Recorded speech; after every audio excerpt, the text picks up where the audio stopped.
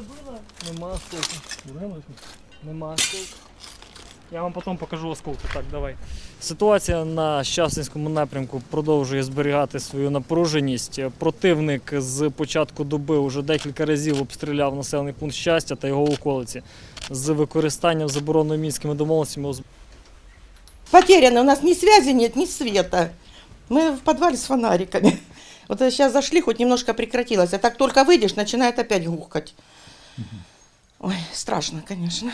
Хоть мы это уже и пережили в свое время, но не хотелось бы.